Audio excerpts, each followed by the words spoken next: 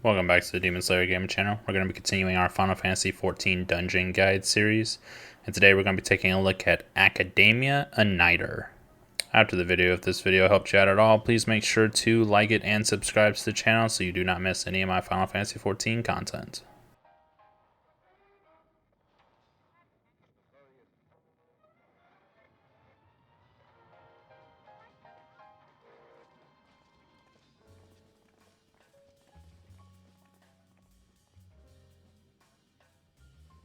Starting off, it is possible to do a very large pull, continuing all the way down the left side of the platform. This will have many enemies in it though, so if you decide to pull all of them, you will want to make sure you are rotating your tank cooldowns appropriately. The sharks will have a line AoE that will follow you as the tank. There will be several other circular AoEs and cone AoEs that you'll want to watch out for.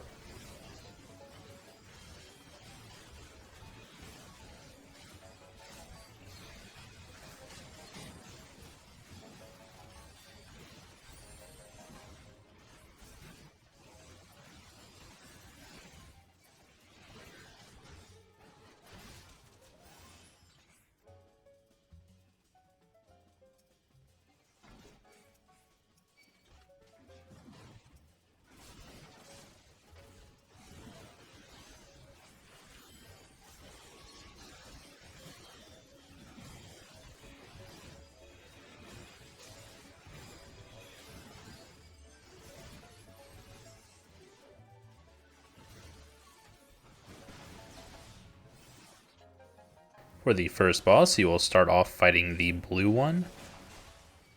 When he uses Protolithic Puncture, this will be a tank buster ability that is a untelevised cone in front of him, so you'll want to make sure he's facing away from the rest of the group. He will then use Tidal Guillotine, which will be a large circular AoE around himself.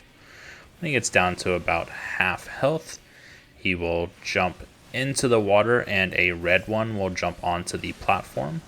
The blue one will begin swimming around the platform, and you will need to watch out for his placement for an ability coming up. When the red one uses Pelagic Cleaver, this will be a large cone AoE you'll just want to avoid standing in.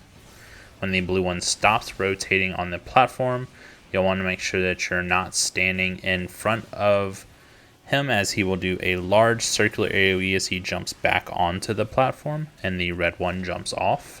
Aquatic Lance will be a circular AoE on one party member that you'll just want to move away from the group, as it does leave a residual AoE behind.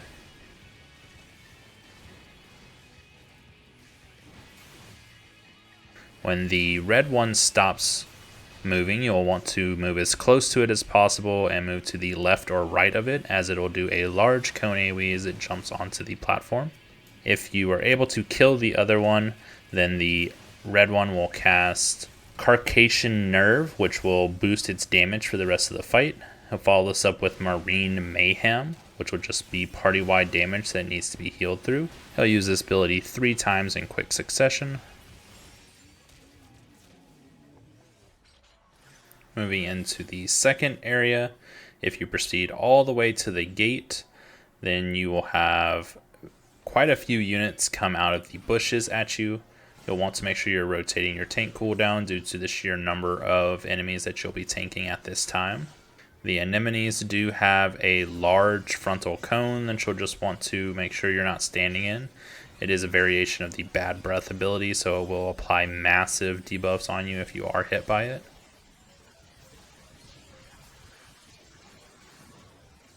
The Lyco Parisium also have frontal cones that you'll just want to avoid standing in, and the Cactar Giant has a frontal line AoE that you'll want to sidestep.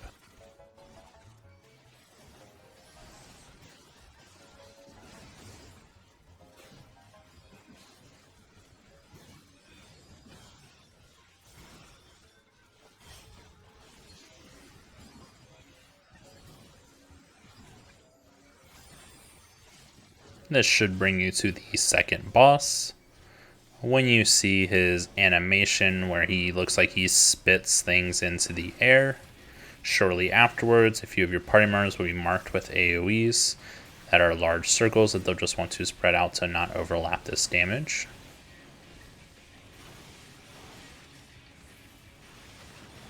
When he casts Extendable Tendrils, he will raise all of his arms up into the air, and you'll want to position yourself in between them. He will rotate continuously, doing this ability multiple times. Each stack will apply Concussion, which is a bleed that can be cured off by your healer.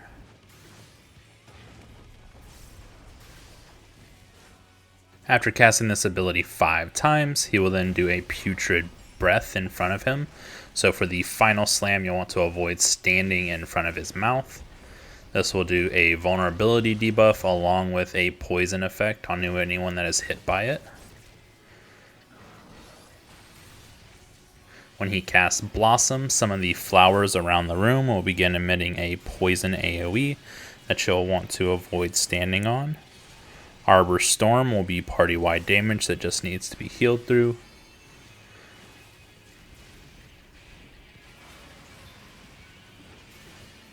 It will then move to the center of the platform and begin casting the Extendable Tendrils again, along with the circular AoEs that you'll want to spread out to avoid.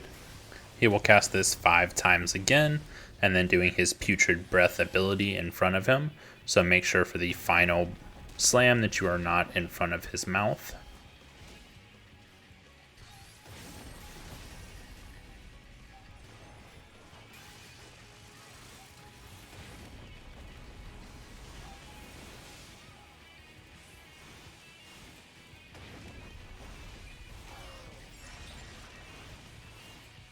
He will then cast Blossom again, which will rotate the flowers that have the AoE on them, along with doing the circular AoEs at the same time.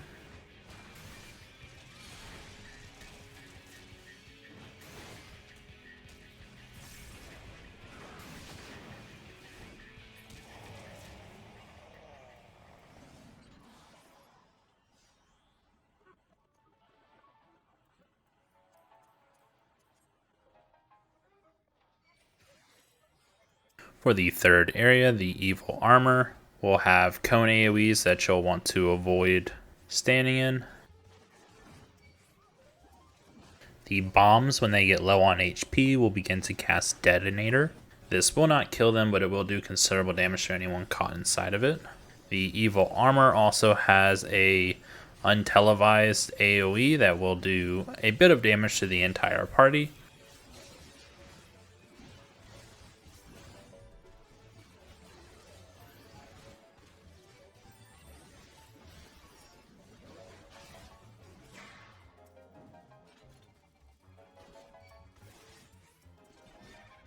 The Pegasus in the next area will have a large line AoE that you'll just want to sidestep out of. And the Soma unit has a circular AoE he'll throw at a random party member.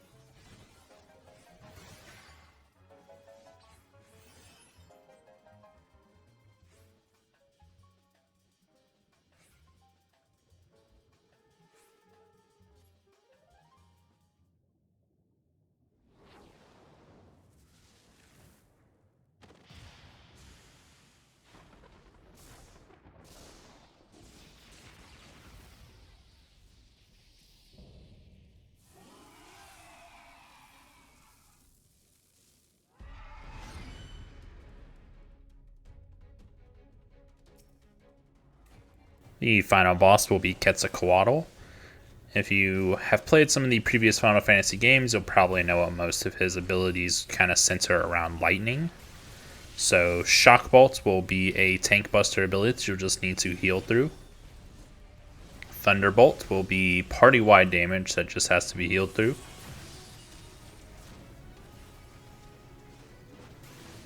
Thunderstorm will summon an AoE around some party members along with stagnant AoEs on the ground. The stagnant ones will leave behind a blue orb that can be picked up for a damage up buff. Shocking Plumage will send out multiple cone AoEs which will just want to stand in the open areas. If you do not pick up the blue orbs that were dropped by the Thunderstorm ability, then the boss himself will absorb them, causing his own damage to increase.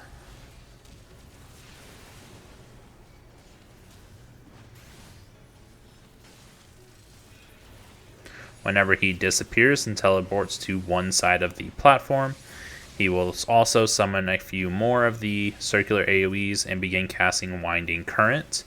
The circular AoEs will grow in size, and then you need to get underneath the boss as quick as possible to avoid the Winding Current AoE.